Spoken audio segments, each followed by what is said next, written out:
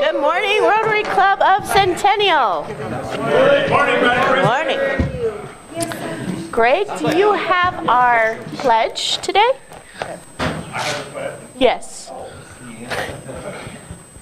Please join me in reciting 27 words that show respect and honor to the country that we have the privilege to live in.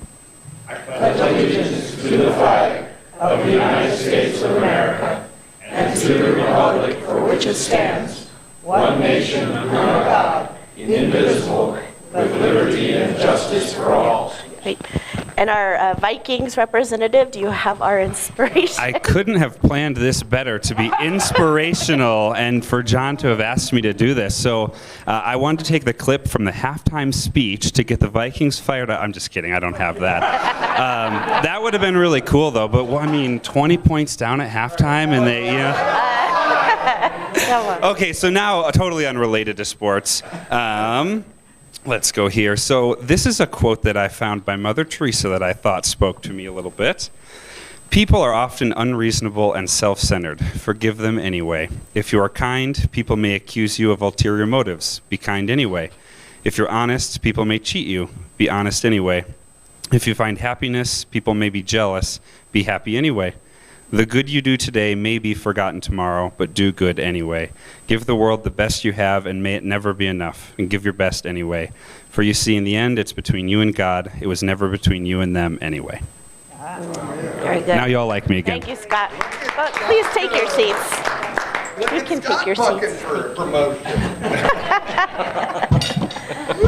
Kent, do you have our Rotary Minute today? I do.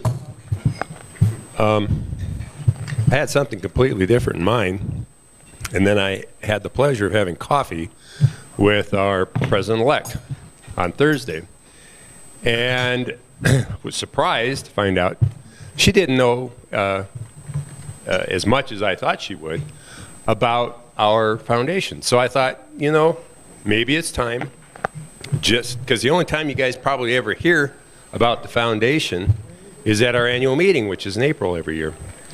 And so I thought, well, let me give you a brief rundown on what the foundation does.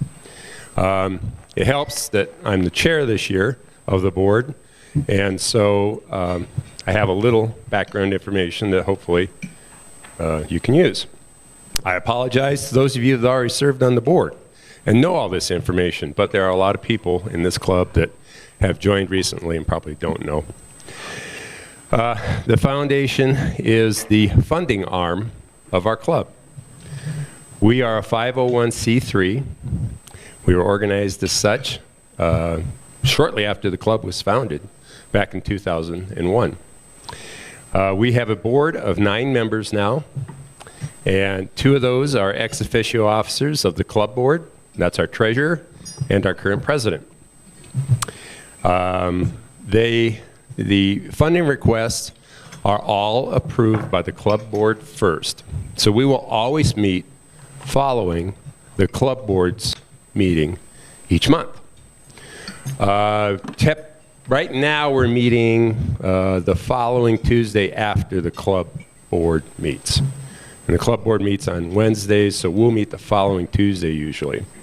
We are meeting at 5:30 in the evening.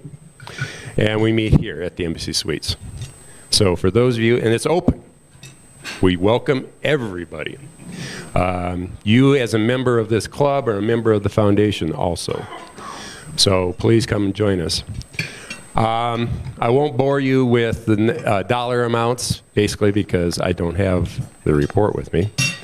But we fund upwards of $10,000 a year to very many different organizations throughout the city as well as internationally. We did most of the funding, or a lot of the funding for Water Rico, which I know a lot of you are very familiar with. We got that started, and then Mark was able to leverage that and get donations from other clubs and the district. So anyway, that's a brief rundown. Do you have any questions for me on the foundation? If you have an organization you wish to support, it's very easy. You just fill out a grant request. They're available on our website. That's the club's website. And submit that to a board member, a club board member.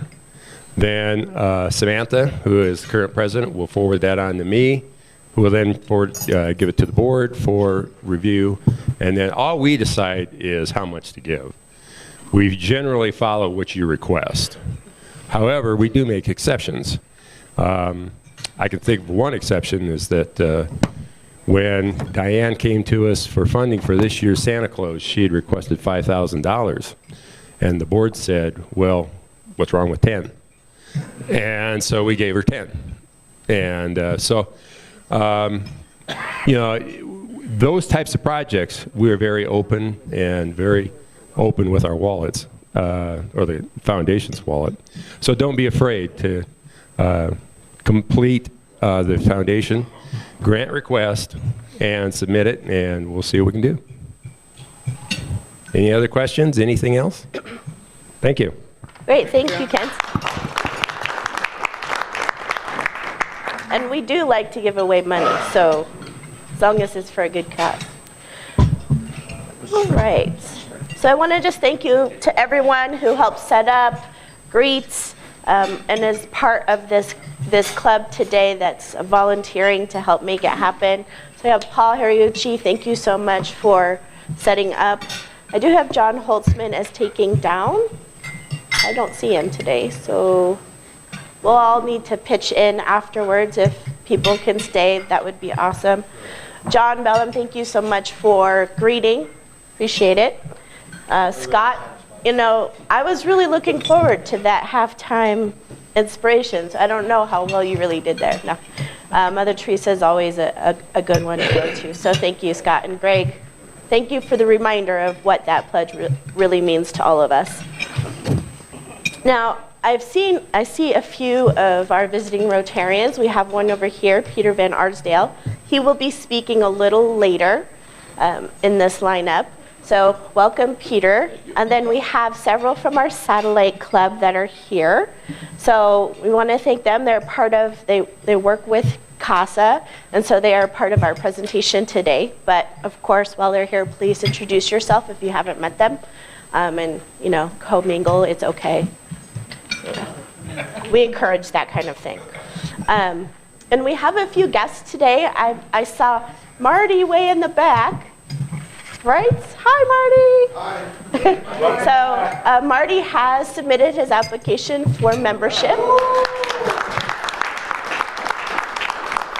So please be nice to him until his first quarter dues have been cashed.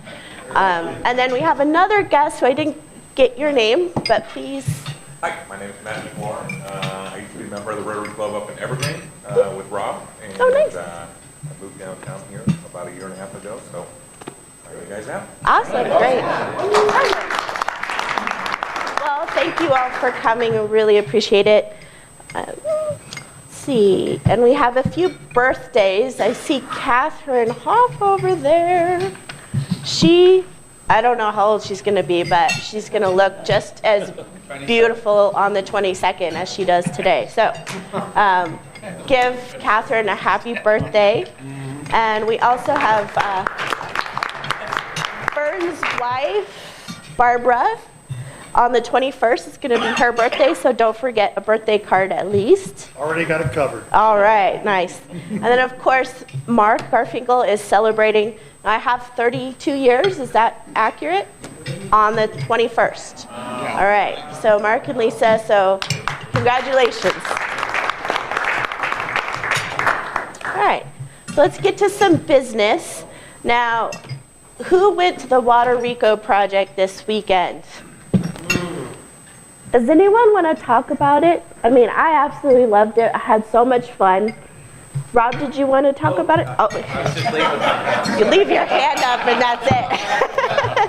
Thank you for volunteering. All right, I will say this. Yeah. That, It was actually a wonderful gathering of everyone, and we just had so much spirit and fun doing it. And I learned a lot because I hadn't been involved in the project before. So I think, Mark, you were expecting maybe a half a dozen people, and we had close to 15 maybe, or maybe even more. And but thanks everyone for that. And John, thanks for the picture that you shared with us, because it was really a lot of blast, a lot of fun. And we got done pretty fast, too. It only took us a couple hours to do it. So. Yes. Mark? I do want to say that Kent gave me all the credit for bringing in these other clubs and raising the money, and John was even more instrumental than I was in doing that. So I just wanted to make sure people understand that. Well, and that whole thing on Saturday was so well organized. It was amazing.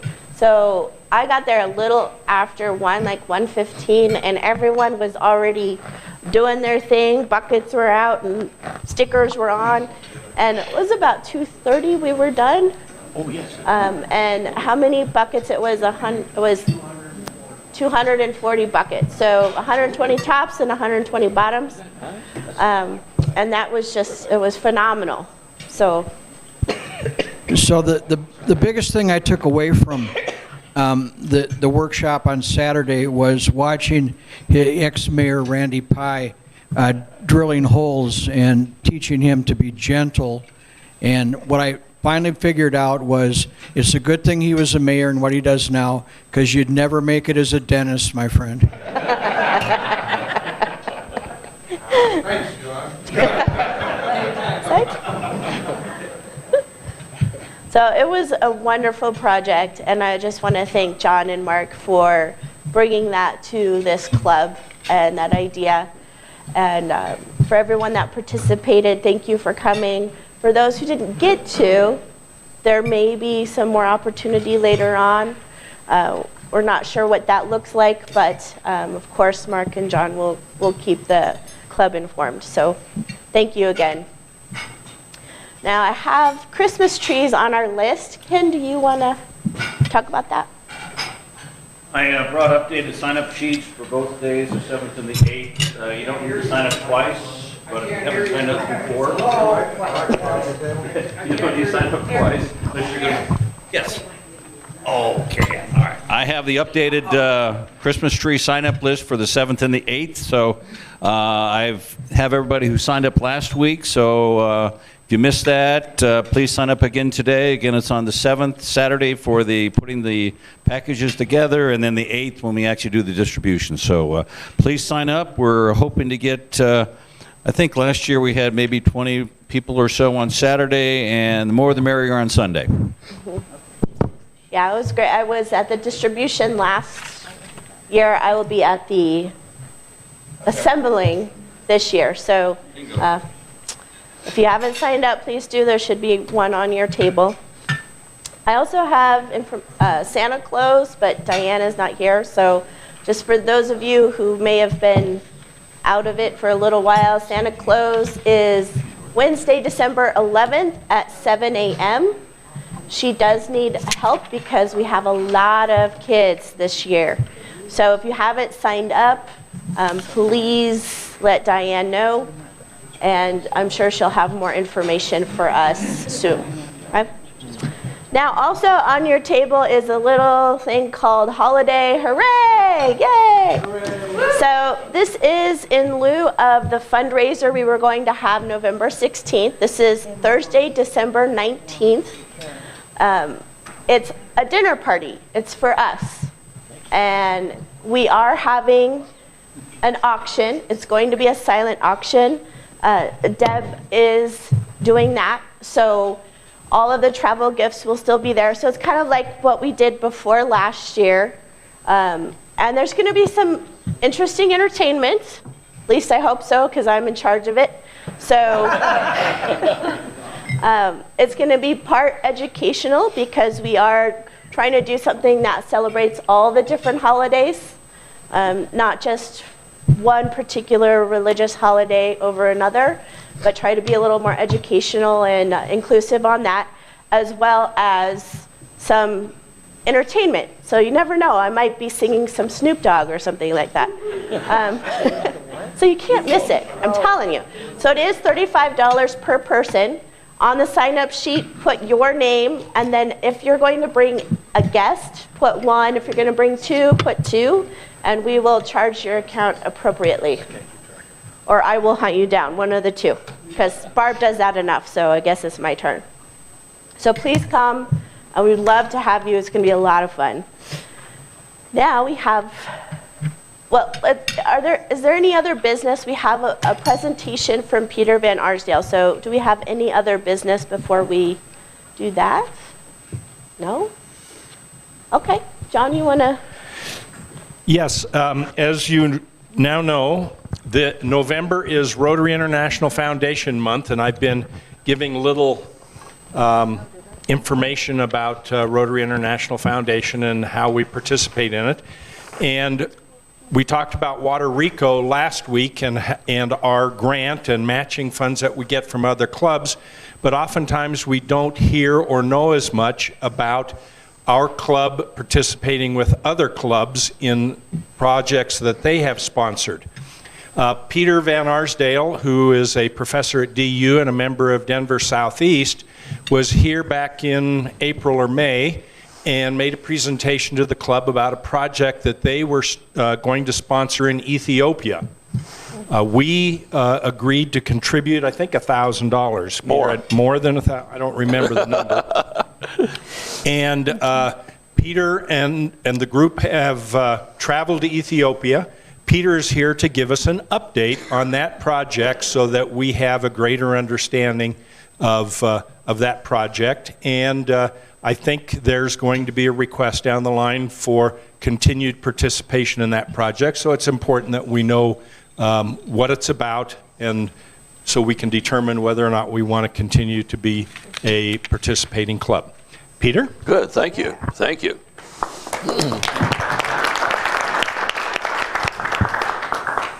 I will come up front if that's agreeable to you, since our friend John Peterson is going to help me with some photos. Thank you, John, for that. John McCarty, thank you for your friendship and your continued support of water-related things, and through your club as well as you. We really appreciate it. John and I also participate in the WASH committee meetings that are held monthly throughout the district. WASH stands for Water, Sanitation, and Hygiene, as many of you folks know. So you did generously support us previously, and we hope that you might continue to support us. We're looking at sustained project support in many different areas, WASH and otherwise, and instead of a one-and-done type of thing where one grant is made, which is always appreciated, sometimes, as you can imagine, 2 or 3 or 4 years of funding to sustain an effort is essential, as John was suggesting. So if you have a chance to continue to help us, we'd appreciate it. And I'm going to show you exactly where your money's going, yours and several other clubs as well. So John, let's go ahead and start with that first picture. Samantha, I'm standing directly in front of the president of the club. You. It seems that I was being impolite. I apologize. Good that all eyes are on you versus me. No. You and I should stand near one another. Okay. So I was able, shortly after making the presentation with Miggs Muldrow and Lori Bowen, who you recall were here with me at that same time several months ago, to participate on an 8-person site assessment team.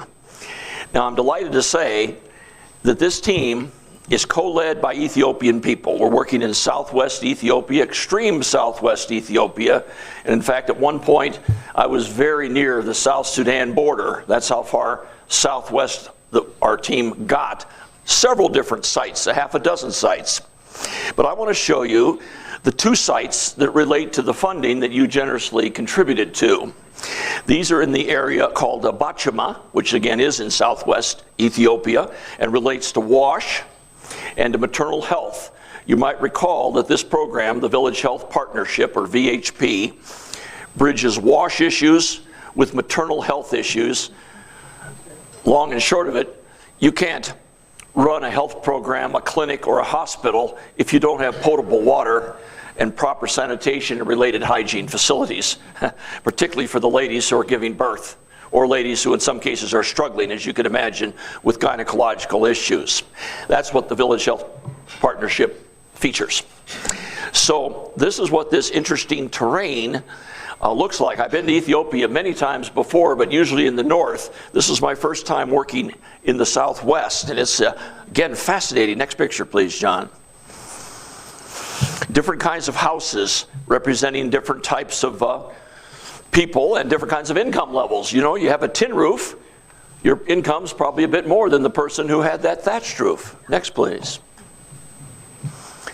And here, a fancy fence gives you even one leg up. Again, people are generally egalitarian in nature and in socioeconomics, but there are socioeconomic distinctions, and these houses represent some of those. Next, please. Now, this fellow came in to say hi to me in a little restaurant. There's always humor in the kind of work we do. Thank heavens, you meet wonderful people worldwide, as you guys know. Shortly after this young fellow came in to say hi to me, this is just a simple little outdoor restaurant, as you can tell, another fellow came up, an older person. He was probably about 60 years old. And for some reason or another, he misidentified me as Donald Trump. I won't go there in terms of my own political stance or Donald Trump's political stance. I'll leave that to your interpretation as to how he and I might agree, or shall I say, disagree. But the funny thing was, all of my teammates cracked up when this man came and greeted me as Donald Trump. And the Ethiopian people cracked up. And the man himself kind of cracked up because I guess he finally realized I was not Donald Trump. But initially he said something like, in a combination of languages that he was mumbling to me, English, Amharic, Oromia, "It's so great to meet the President of the United States." So there you have it. For 5 minutes, I was Donald Trump. Good stuff. We have to chuckle about these things that happen. Life is good, isn't it? Life is good. Next picture, please. This is the immediate area where your funding is helping. It's a rough terrain. As you can tell, our Land Rover was barely able to get up this road. Next, please. Here are the ladies, all pregnant, who are coming to a new maternal waiting center that has been built by Rotary and other funding by the Village Health Partnership. And it's not a fancy place, as you can tell, but to have a place where the women can come who are about to give birth or are having any complications and who can see a midwife, a nurse, and on occasion a doctor. There aren't many doctors out there, but at least there are good midwives and nurses. It's critical for these ladies, and they really appreciate this center that's being built at this one place called Chibera. Next, please, John. Simple but nice new building, and there they are. Next, please. Now, water tanks clearly are interesting and important for water systems, and you have to have storage, etc., and you have to have wells and or other ways to fill them, rainwater, otherwise. At this one place, we're working toward rainwater catchment. As many of you folks would know, this is where you have a tin roof, like say on top of the school. You catch the rainwater, run it into gutters, run it into a certain system, filter it, store it in tanks, and use it if you have enough rainwater that can come consistently enough. So that's what we're pursuing in this one Chebra site. Next, please. But in concert, of course, you have to have latrines. There's a new latrine system and a nice watering station where you wash your hands. That's for washing your hands before and after using the latrine. Next, please, John. And you also have to have burning pits. And this includes for placental remains after birth. They have to be properly disposed of, and in this area they are burned. Next, please. It's great to do research. There's two of my colleagues who are engineers, assisted by all of their counterparts. I'm telling you, it's lively to do work like this. Man, I tell you, I love it. Next, please. Here's our central leader. You met Miggs, the lady with red hair in the middle. You remember she was our guest speaker to you folks, aided by her colleague, a young lady on the left, and her old friend, who she's known for 30 years, the man on the right side of the picture. We met them and greeted them warmly. Next, please. And now, the final set of pictures to show, because my presentation is short. Here is the Bachama Hospital, which we had also told you about. If that looks to you like a fairly sophisticated facility with a large water tank in the background, it is. It's also a fairly new facility. Next, please, John. There are water tanks. You can see the name, the Bachuma Primary Hospital Maternity Waiting Home. And again, the maternal aspect is critical in this area. Next, please. Relatively new structures, a lawn. Next, please. And another new maternal waiting center. They always paint them with those colors, those lively colors, which people really like. Next, please. And here's some of the ladies, again, coming for maternal and related care. Next, please, John. And we'll leave this, will be my last picture. We'll just leave that on the screen. Isn't that terrific looking vegetation? It's unlike any you'd ever see anywhere else. I guess it's a kind of cactus, I'm not sure. So while we look at this last photo, the good news is you saw a relatively new facility. The government helped support it. Other folks help support it. Ethiopian people are in the lead. And 1 day a week, it has water. 6 days a week, it has no water. You folks are helping move us toward a possible well, a probable well, on the hospital campus for the first time. They've been carting it in, trucking it in, trying to pipe it in, the pipes break, etc. Everything that went wrong could have gone wrong. And the hospital administrator told me if we could get a new well, and our team, not just me, because I'm an applied anthropologist, my teammates are engineers and doctors and all these other good folks.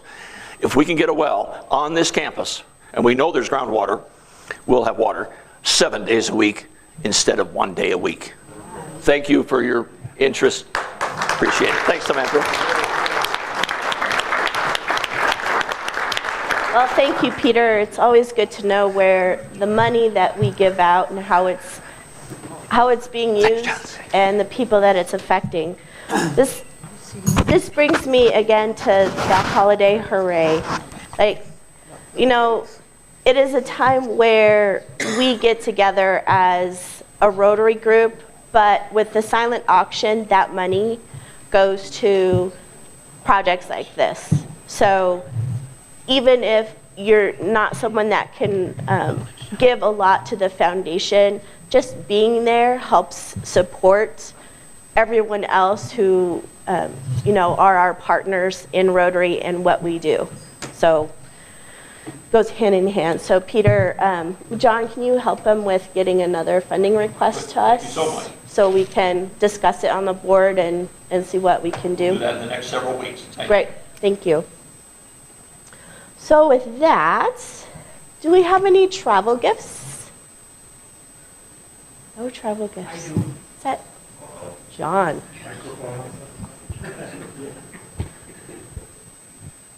Just trying to help. So as you all know, I've been telling you about our trip that we took out east. And when you're in a motorhome, you find things that you stored away in odd places. So finally, as promised, I have come up with, in respect to John McCarty, my Ben & Jerry coasters. Right. Any other travel gifts? No?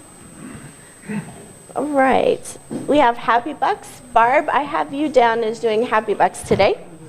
All right. Start at my table.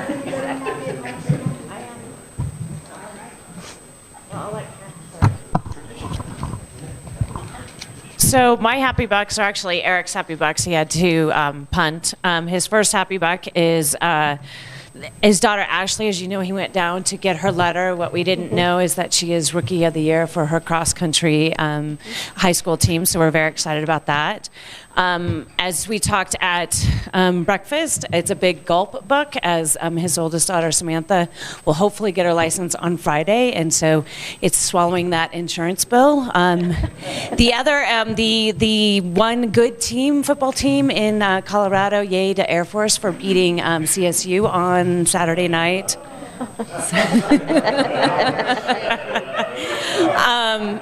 And then I know, he didn't tell me this, but I absolutely know that one of these Happy Bucks was to celebrate his beautiful wife's birthday. Absolutely. So anyway, there you go.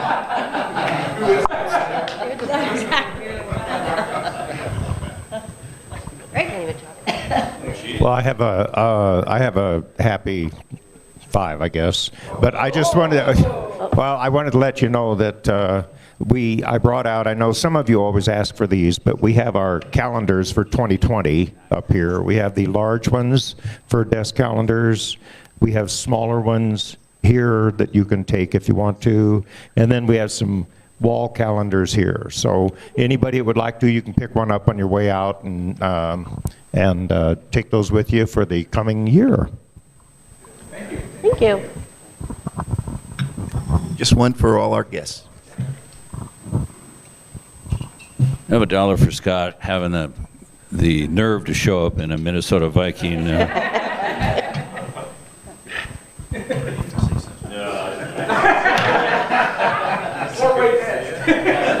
Anybody over here? Nobody's happy at this table. John. Just $1 for all of our guests today. All right. I got 10 happy bucks. I'm thankful that although the Broncos lost, I didn't show up in a silly Vikings jacket.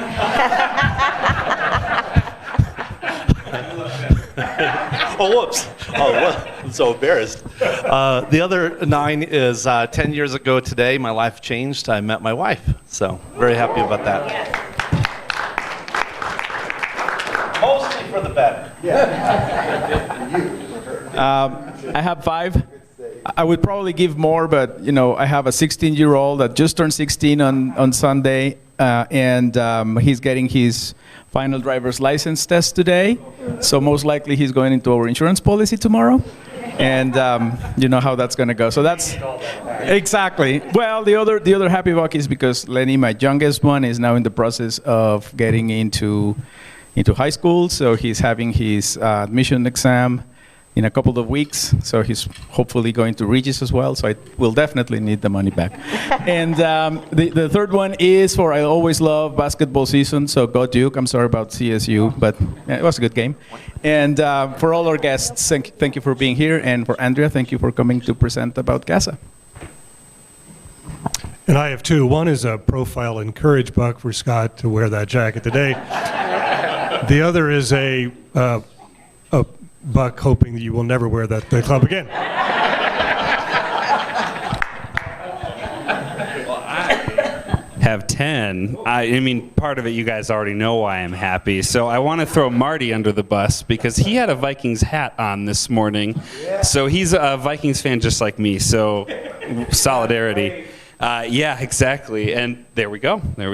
Yeah, but, support. Yeah. Anyway. Scott, is John Holzman's shirt an accident? Or actually, yeah, he texted me last night and he said, hey, I got you. You wear the jacket, I'll wear the shirt. We're 1, Rob 2.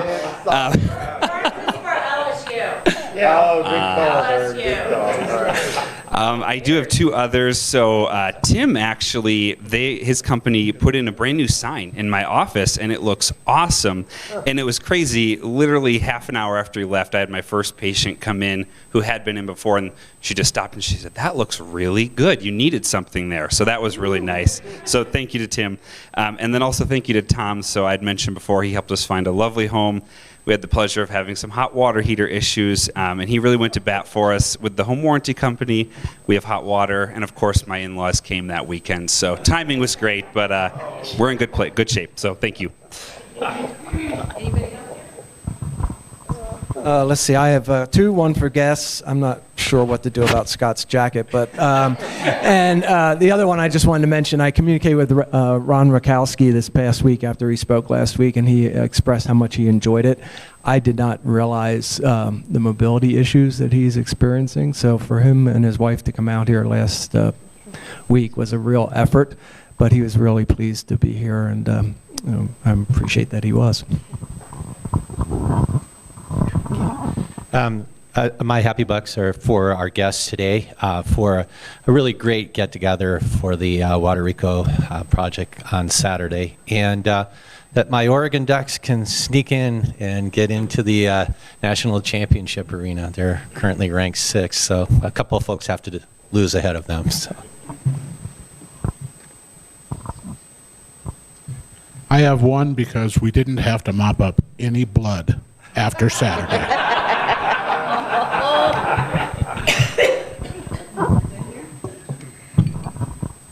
I have two, one for our guests and the other for all the support you guys gave us for Puerto Rico. Thank you so much. I'm a Viking also, but North High School in Denver is Vikings. And the 3 years I was there, I would never wear a jacket like that. I have a happy buck knowing that sometime during the course of the day, you're going to take that off. Probably after the scene. This would be a good time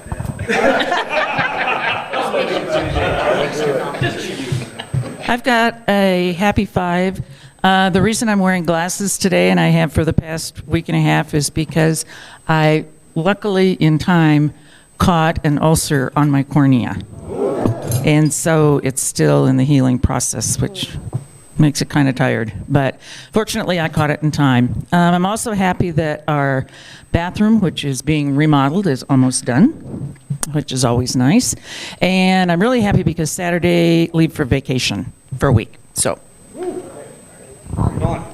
Mexico. I have a happy 5 for our guests and for our newest member.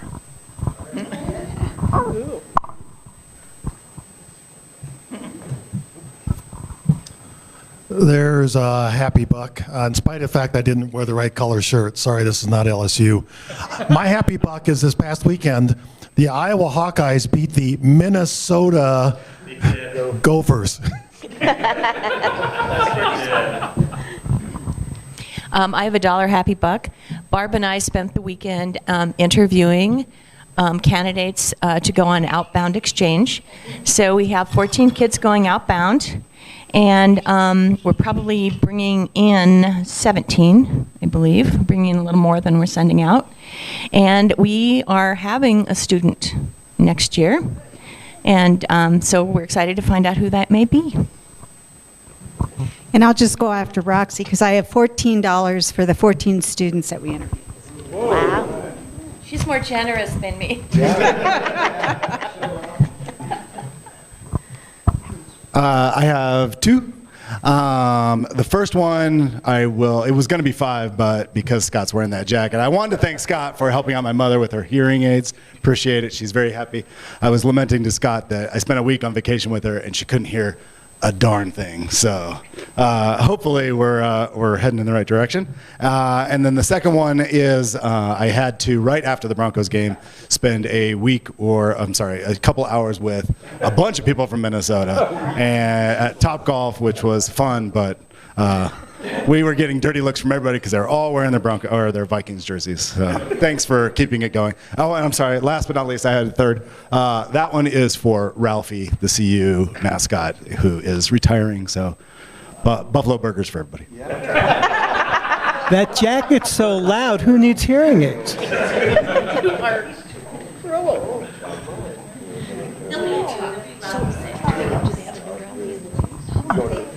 I have $1. For people who read the newsletter, you'll notice at the end I have this day in history. And today is the 156th anniversary of the Gettysburg Address, which is sometimes very interesting to go back and reread.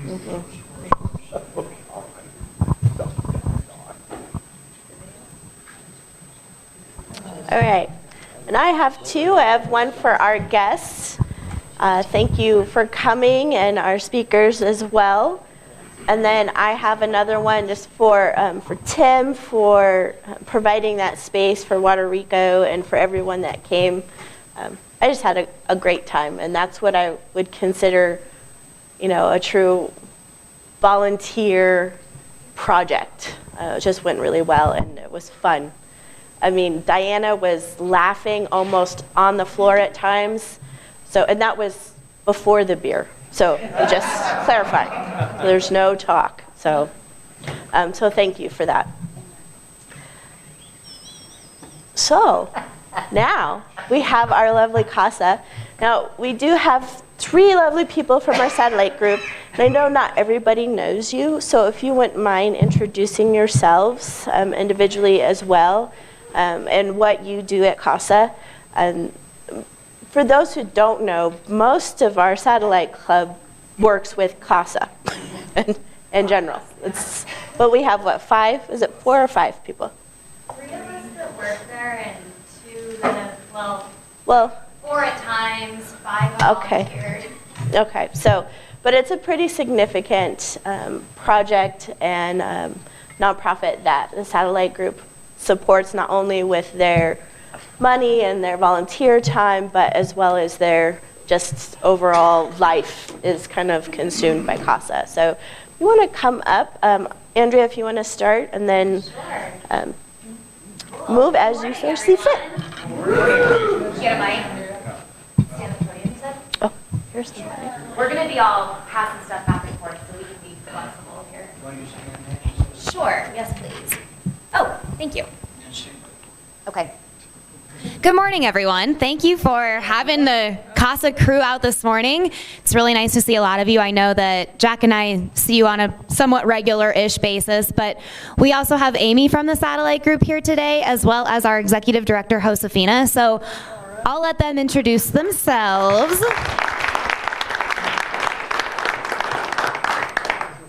And I saw you a couple weeks ago when I was talking about the Thanksgiving event that we partnered on. We'll talk a little bit more about that. But for those of you who weren't here then, my name is Andrea Tagto. I am one of the founding members of the Satellite Club, as well as the development director at Advocates for Children, CASA. Hi, like she said, I'm Amy Reese. I'm the director of programs over at CASA. I am not one of the founding members, but I've been in the club for a couple of years now and grateful to be here with you this morning. Morning, everyone. I'm Jack Cregan. I'm the development coordinator at Advocates for Children, CASA, and I am also one of the founding members of the Millennial Satellite Group. Foundation board. Yeah. And Vice Chair.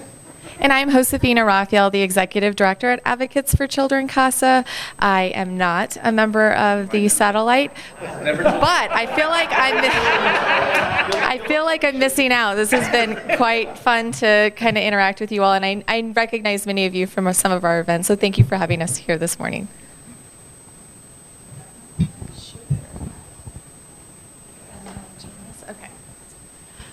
So I know that many of you have been involved in either volunteering for our Thanksgiving event. We do the tree distribution with you all, Santa Claus. We have been very grateful over the years to be so involved with you all and appreciate your support in many different ways. For those of you who are new to this group, I thought we would just go over some overview of what CASA is. So CASA stands for Court Appointed Special Advocates. We've been around as an organization. We are a 501c3. We've been around for 35 years. We represent, if you want to click on the next one, we represent the 18th Judicial District. For those of you who don't have all the judicial districts memorized, that's Arapahoe, Douglas, Albert, and Lincoln counties. We have a diverse population in this judicial district. Nearly 20% of Colorado's population comes from the 18th Judicial District, and we have a higher population than 6 other states. I often, when I'm out speaking, talk about us being the size of Connecticut. We have a huge amount of area that we cover, and the cases that we cover in these areas, they come from very different backgrounds. We have the highest income, and then we have some poverty that we see in our judicial district as well. Abuse in this judicial district comes in many different forms. Where in Aurora we see a lot more of the physical abuse. In Douglas County we see a lot of nasty divorces and a lot of mental health abuse, and both are equally as difficult for our kids. That's where I said we're larger than the size of Connecticut. Last fiscal year, Advocates for Children, I'm proud to announce we are the 2nd largest CASA organization in the state of Colorado. We fall under a national CASA umbrella. There's over 940 of us throughout the nation. Many of us, I think three of us right now in this room today serve on national CASA committees. National CASA has very many different areas that we focus on, and each 501c3 looks different, each state looks different, just like within our own state, each judicial district looks very different. So last year, I'm proud to say we had 309 volunteers that helped advocate for abused and neglected children. So that's what we do as an organization. We appoint community volunteers, we recruit, train, and support community volunteers to be appointed to abuse and neglect cases and advocate on behalf of children who are in the most difficult of situations. We had over 700 children served. There have been times when we've reached as high as 900. What I will tell you is our cases are more and more difficult year after year. I've been doing this for the last 20 years of my career. I started as a CPA in my career, and taxes are complicated. Child welfare is equally as complicated and just heart-wrenching. The cases that we serve average about 18 months and can go on longer. So the longer the cases go, the less kids we're able to serve. We're serving about 50% of the cases that we see filed in our judicial district right now. So while we look at that number and we say, wow, 700, that's only 50% of the kids that need a CASA volunteer. We had 19,738 hours donated by our CASA volunteers. Our commitment is large. When we have someone go through volunteer training, we're asking for a minimum of 1.5 years. That's because what we want to provide for these children is a consistent adult that's there from day one. They, in a revolving time in their lives, a kaleidoscope of change, they have been thrown into the most difficult of situations at no fault of their own. And what we want to do is provide that consistent adult that's going to be there for the life of the case as a support system for them. And we had, between hours, mileage, and out-of-pocket expenses, our CASA volunteers are so generous, opening their own checkbooks and helping in some of the situations with these children. We had over $555,000 that was donated through our CASA volunteers. We are a small but fierce group in my office. We have 17 staff members. I'm proud to say as an accountant that 85% of our expenses go straight back to programs. So we have very little overhead in our program, and that's for a reason. We want to make sure that the support that we give these families goes right back to the kids in providing during a very difficult time in their lives. Is there another slide that I'm supposed to go through? I'll just share one more quick story, and then I'll pass it on to Amy, who's our program director. Last night I was at a board meeting, and we do something called Mission Moments, and we had one of our volunteers come and talk about her case, and we're very familiar with her case. This young lady that she is a CASA volunteer for comes in our office often and makes cupcakes, and we get to hear about how she writes this list of things she wants to do with her CASA volunteer, and it has Costco written 100 times, and just those simple things in life that, as a child, she was abandoned. Her family came to Colorado with 3 children and left Colorado with no children. And she has 2 siblings. And she's often trying to bridge the gap in her story of, what was my family like? Why did they leave? There's been so many ups and downs in this case. And what her CASA volunteer has been able to provide is this consistent adult in her life, and also providing an opportunity to be a child. I often say these kids are not in the situation because of anything that they've done. And while the adults are figuring out all the adult things, all of our children have a right to be children. And that's what our CASA volunteers do. And it's something as simple as going to Costco or having a fake camping trip in a park. Things like that just will always be those memories that our kids will be able to remember during such a difficult time. So I want to thank you all for having us here this evening. And Amy's going to dive a little bit into our program and details there. Okay, so Josefina has mentioned a variety of things that our CASA volunteers do, but I'm going to give you a little bit of a umbrella of our CASA volunteers. As she said, they're court-appointed special advocates, so all of our CASA volunteers are appointed by the court on a specific dependency and neglect case. So these are cases where the parents are either trying to maintain custody of the children or regain custody of their children after there's been an incidence of abuse and neglect. The parents on these cases often always have what's called a treatment plan that they're trying to work through. There's goals that have been set, things that need to be seen, that they need to do, and progress that needs to be seen in order for the children to be safe to return home. So our volunteers, as Josefina mentioned, the cases last about 18 months, and the kids may start out in one placement, move to another placement, and throughout that time may find more permanency. So our volunteers are seeing the kids wherever they may be placed. They may be with grandparents or in a foster home. They may be in residential facilities. Whatever the child's placement looks like, our volunteer has access to the children there and is able to see them in that environment. They also have access to all of the educational records, so our volunteers are really dedicating a lot of time to the educational needs of the children because of the abuse and the neglect and the trauma and the history of these children. They really struggle, we see, in school settings and in their education. So that is something that we as an agency really emphasize, is how can our volunteers get in there and be that supportive person. Maybe they're the parent figure that is going in and helping for the Halloween party, or they're attending parent-teacher conferences, or going to the IEP meetings, or whatever it may be. Our volunteers often fill that role or help support the parents as they are trying to learn how to parent and learn how to provide for their children's needs. Our volunteers also have access to medical records, and so oftentimes they're involved in helping get the kids to appointments or whatever those medical needs may be for the children.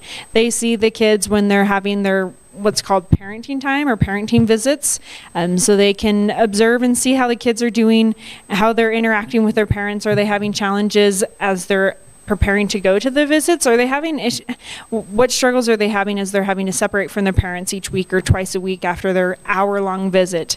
Our volunteers also, they can see them with interacting with their friends or encouraging the kids to be going out with friends, and what are their extracurricular activities. As Josefina said, the judge and the other attorneys and the variety of professionals on the case are worrying about those adult things, and our volunteers, because they see the children in so many different aspects and so many different places in their lives, they're able to connect those dots of what does this child need to be able to be a child. Do all of their friends go to the pool every summer and spend all the afternoons there, but our kids don't know how to swim? Can we get kids in swimming lessons? Do they want to go roller skating but don't have the roller skates? Do they want to learn to ride a bike? What are these things that I know I take for granted from my childhood that our children don't have? And they really see that, and they take that all back to the court. We provide written court reports for all of the court hearings that happen between 60 and 90 days, sometimes a little bit more frequently, depending on the needs of the case. But our volunteers provide written updates and pictures of the kids. Nobody else there is providing pictures of the kids, so we bring them to life so that they aren't just another name and a date of birth or a case number for the professionals, but they are an actual child whose lives we are making big decisions about. And then our volunteers are able to attend court, and just as the judge gives her, the judge is commanding the courtroom, the other professionals are giving their updates. Our volunteers are right there, and they are not trained. Most of our volunteers are not trained attorneys or know how, have that experience of speaking in the courtroom, but they stand up there and they command an audience and they tell what this child needs, and again, bring that child to life. And it's a real privilege to work with our volunteers day in and day out and see the ways that they can advocate and the ways that they can make a difference for their children just by showing up for them and being that consistent adult that wants to be there. And our volunteers know all the background about what's going on the case, but when they're with their children, they're just seeing the children as children that need love and support and time and attention, and are able to kind of keep those other things in the back of their mind, but really see what's going on with the child to be a child. This next slide, we have a little video that I'm hoping works. Just to give you, oh, that's not a great sign. Let's see. We might have to send this out through Club Runner. Yeah, if you wouldn't mind, Amy, thank you. In case this video does work, I'll just give you a little bit of context. So our CASA volunteers work with one child or one sibling group at a time. So they really have the time and dedicate their resources to getting to know these kids in a way that not a lot of the other professionals do. Our caseworkers are working with maybe 30, 40, 50 kids at a time. They also have appointed attorneys called guardians ad litem who might have the same number of kids that they're working with, if not more. Those professionals are seeing their kids once a month, once every couple of months. We ask our CASA volunteers to see their kids on a weekly basis. So that relationship that they can develop in spending 10, 15 or more hours a month with them is very, very powerful, both for our CASA kids as well as for our CASA volunteers. And we were really hoping Karen Berry would be here today. She is one of our phenomenal CASA volunteers. She's probably been around for a couple of years now. If not more. Yeah, she's had several cases. So we were going to put her on the spot and have her speak up a little bit. But I know that Karen is a huge advocate for CASA. I hear her talking about CASA when she's not at CASA events. So if you have any questions after today's presentation, she would be a really wonderful person to connect with as well.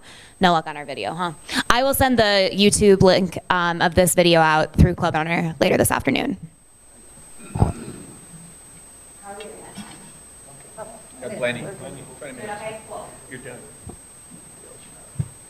So in addition to that court-appointed model that Amy was talking about, which is our core programming and where a bulk of our child population comes from, we also have some wraparound services that we view as preventative. These are some early intervention programs that we have because ultimately we don't want to see our children in dependency and neglect cases. We want to get to them before things get bad and help them out before people get court involved. So another way to help out as a volunteer is to become a Legacy Project mentor.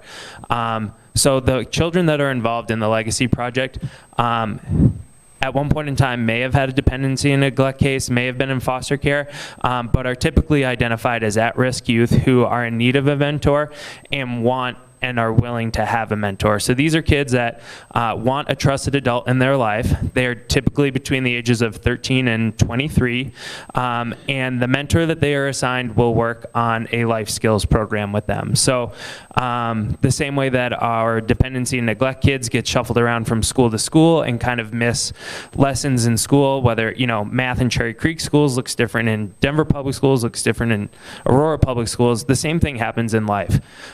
So if you're getting shuffled between kin or foster homes or group homes, you're missing life lessons along the way. And these kids don't pick up the same things that kids in a stable home would. So we teach them things like budgeting, how to find an apartment, how to apply for jobs, healthy grocery shopping, the things that kids in a stable home might just instinctively learn from the parents or trusted adults in their life.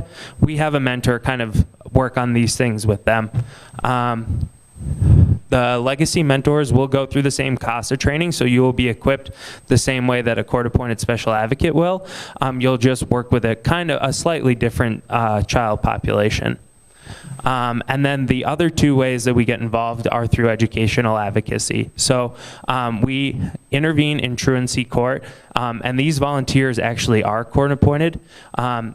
These court-appointed volunteers are put on truancy cases, so kids who are not showing up to school and there has been a case that has been opened.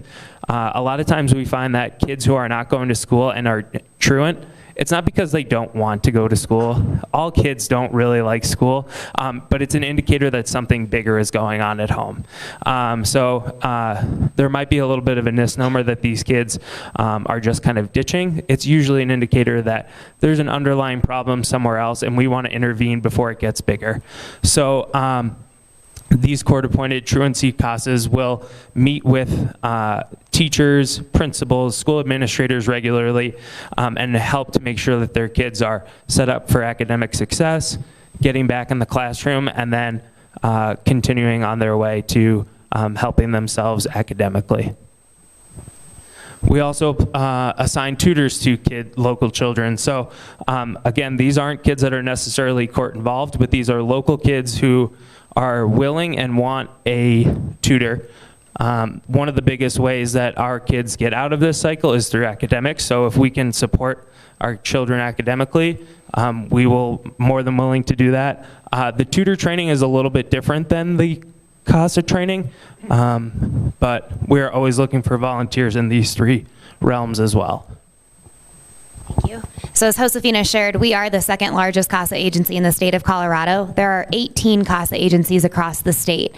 Advocates for Children CASA, which is the program that we work for and that Centennial Rotary has been partnered with for the last several years, we have been around for 35 years. And because of that, we're a pretty big organization that knows our community really, really well. So these 3 programs are unique to Advocates for Children CASA. Not every CASA program offers those, but the core dependency and neglect CASA model that Amy was explaining earlier, that's what you're going to see no matter where you find CASA. We all do things a little bit differently. We all are private 501c3s in the state of Colorado, but we serve similar populations in similar ways. So just a little history on the relationship between Advocates for Children CASA and the Rotary Club of Centennial. For those of you who had the pleasure of knowing Maria Elena Thomas, I know there's probably most of you in this room will remember her. So 5 years ago, Maria Elena helped found the Satellite Club. But before she did that, she introduced the Rotary Club to CASA. So that was back when she was a CASA volunteer. She was working with kids. I still remember her case. She had one of the most difficult cases that I've seen in my time at CASA. And for those of you who know Maria Elena, that probably doesn't surprise you. Not much scared her. So very cool that she introduced this partnership. And the way she did that 5 years ago was by getting the Rotary Club to teaching you all about the Thanksgiving event that we had coming up and asking Rotarians to cook food, homemade dishes for our CASA kiddos. We invite our CASA kids into the office at that time. We invited them into the office to celebrate Thanksgiving with us. A lot of times kids don't have the most positive memories of the holidays, and so we were doing something with the kiddos, with their foster parents, and that was kind of the first little glimpse that Rotary and CASA had of this partnership that was only going to grow over 5 years. So we have done a lot together, and we are, honestly, Advocates for Children is so appreciative of the partnership that we have had with this club. And I think back when this all started, we didn't have that same satellite we didn't have the same satellite members working for CASA that we do now. That was before we had Rotarians that were also CASA volunteers. So it's really cool to see how much this has grown over the last few years, whether it's from the CASA Thanksgiving Fall Fest that many of you just helped us out at, which was our 5th time doing that together. Several years ago, the Rotary Club was instrumental in helping us create our Learning CASA, which is where 2 of those educational advocacy programs that Jack talked about, that's where that really stemmed from. You all, if you've been to our office, you may have seen upstairs, which is where we used to have our Learning CASA. We have pivoted more towards a mobile tutoring model, but we still use those resources, and we still, thanks to the Rotary Club, we were able to get those educational advocacy services up and running. We have CASA kiddos that participate in Santa Claus. We have CASA families that are going to be receiving trees for the 3rd year through the Christmas tree giveaway. We've got lots of folks who have come out and helped at our parties over the years. So we're just really, really appreciative of this relationship. And for those of you who haven't had a chance to come hang out with CASA at one of the events that we're partnering on, please do. It's really, we love having you there. And if anybody would like to speak up about the Fall Fest, please feel free. I know that I think Karen was talking about it a couple weeks ago, and I'm sure that there will be plenty more Thanksgivings to come. So stay tuned for more.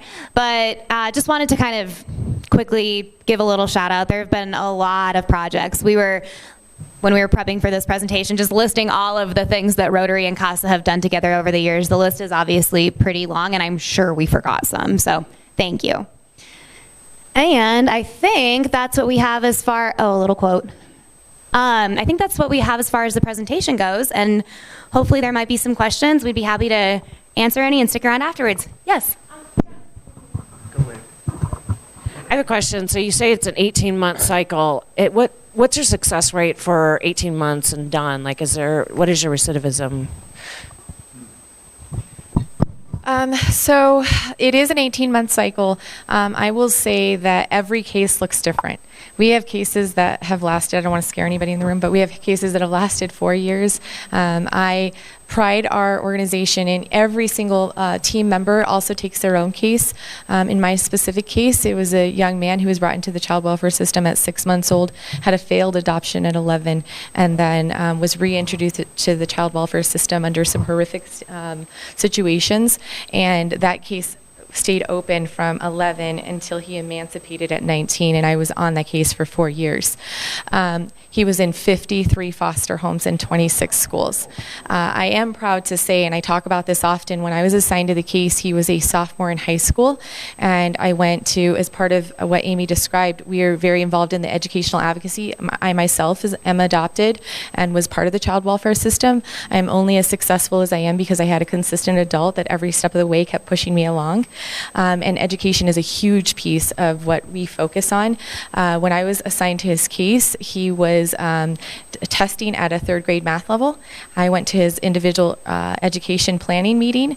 I was looking at his testing scores. I was looking at his schedule. He was in an AP calculus class.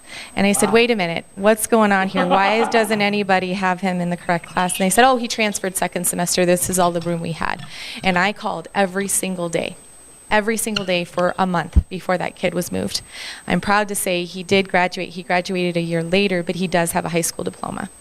So every case looks very different. As far as recidivism rates, I will tell you, our families, they struggle a lot. And so they bounce around a lot. So they may start in the 18th Judicial District. We may close out that case, and then a year later, they're showing up in the 9th Judicial District, or they're showing up. And so to track that is very difficult. I have been at CASA for 6 years. Previous to that, I was the COO of a mental health facility for 14 years. We work with the same population. Back then, 6 years ago, the recidivism rate was at 70% of our families were coming back. That does not include what CASA does. And what I do believe CASA provides is that consistency, and even after a case closes, that many of our CASA volunteers follow that family. So when they start to see those struggles, because these are families that are struggling, whether it's they've lost a job, they've lost their home, there's some type of substance abuse, once you start to get a whiff of that happening, if you can provide resources, you're getting ahead of that. And that's what CASA provides that will help some of those recidivism rates go down. So I'm sorry I don't have an exact number, but that's because so many of the families bounce around. That's helpful.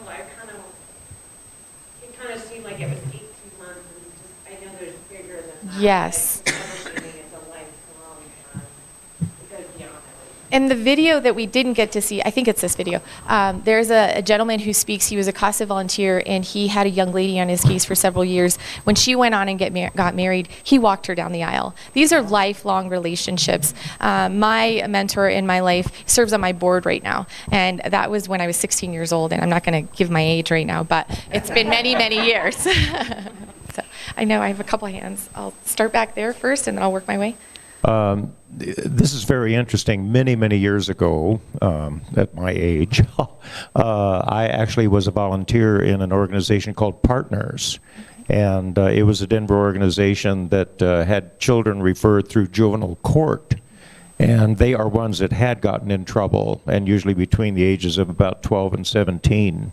And I was in that for 7 years as a volunteer, and we had a 1-year commitment, usually, in trying to meet at least twice a month, if not once a week.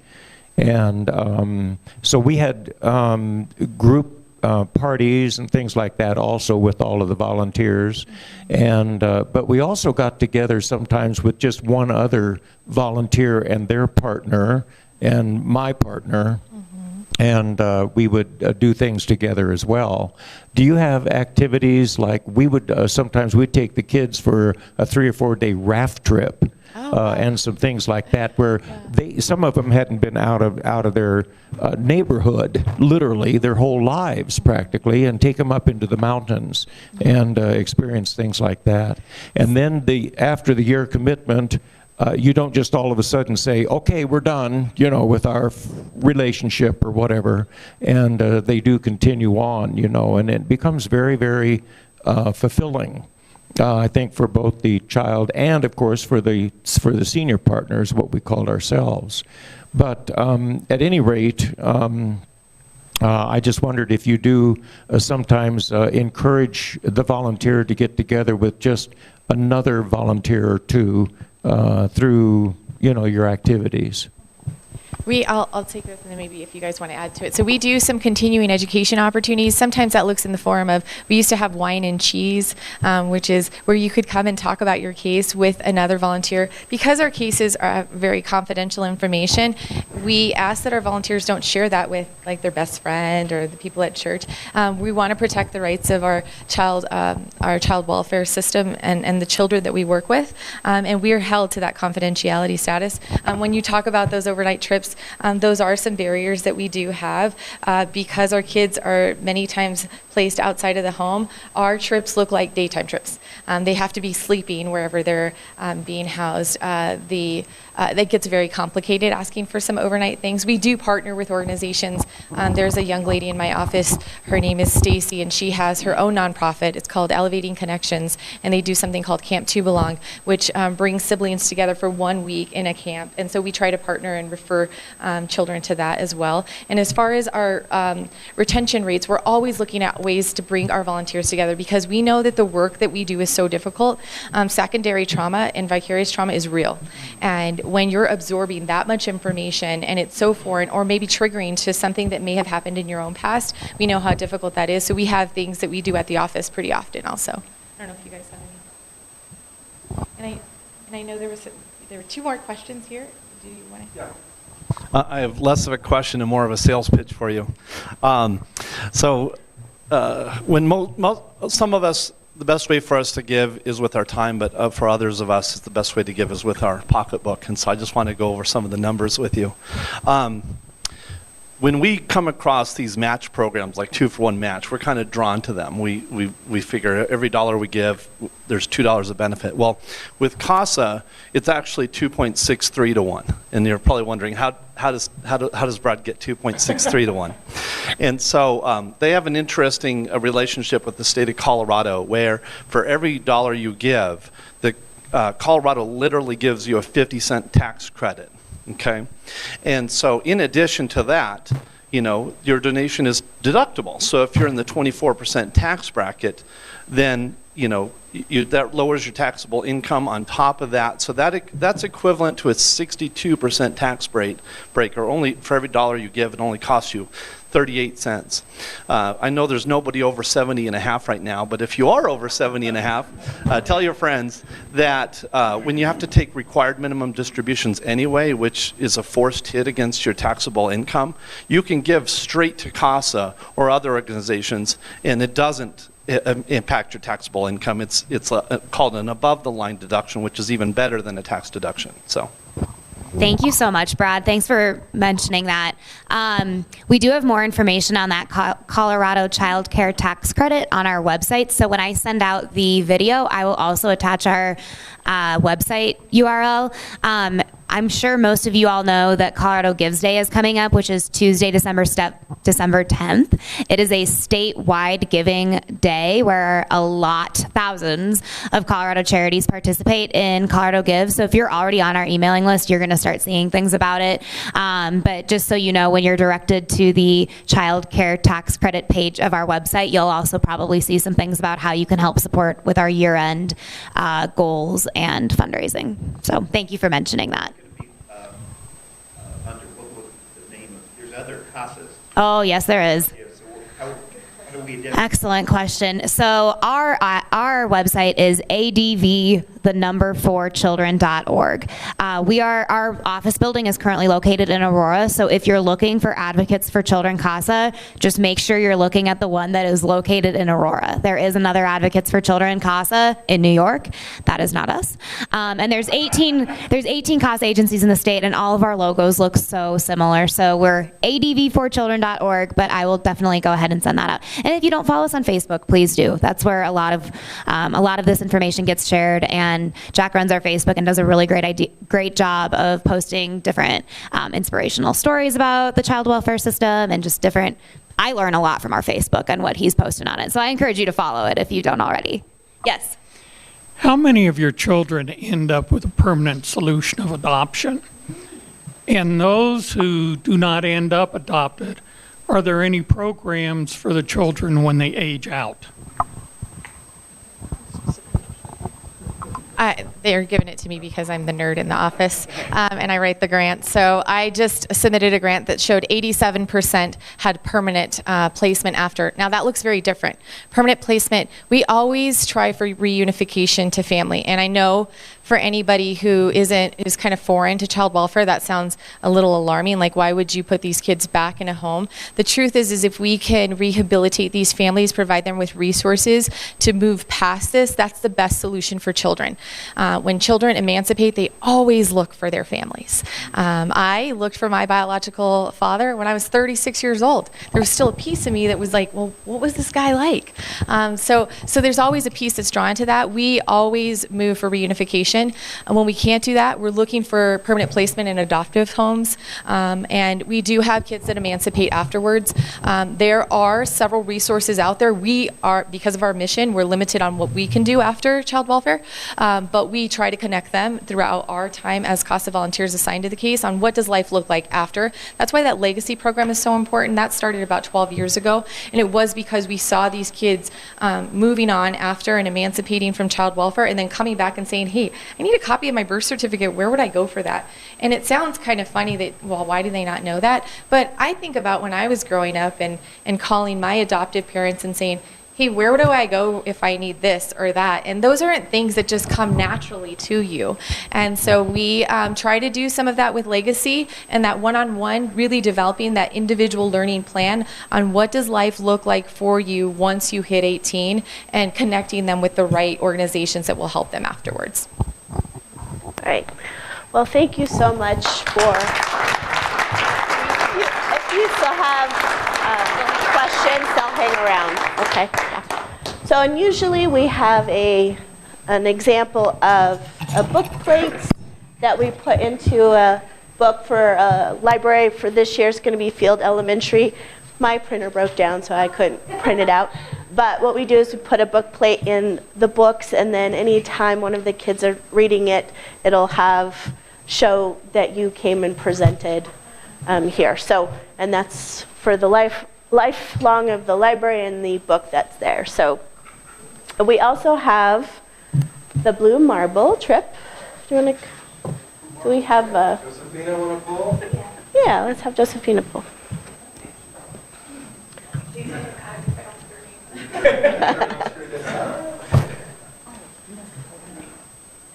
Last three? 819. I'm now not donating.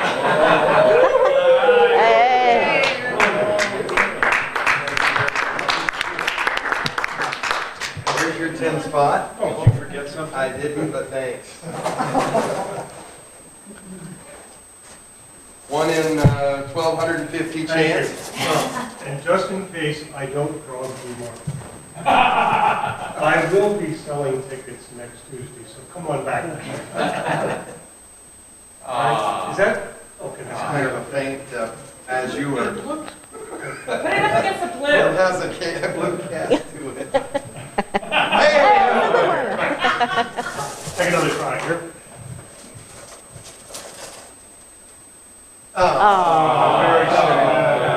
Come back next week. All right, so if you could all please stand for the four-way test for all we think, say, or do. Is it the truth? Is it fair, all concerned?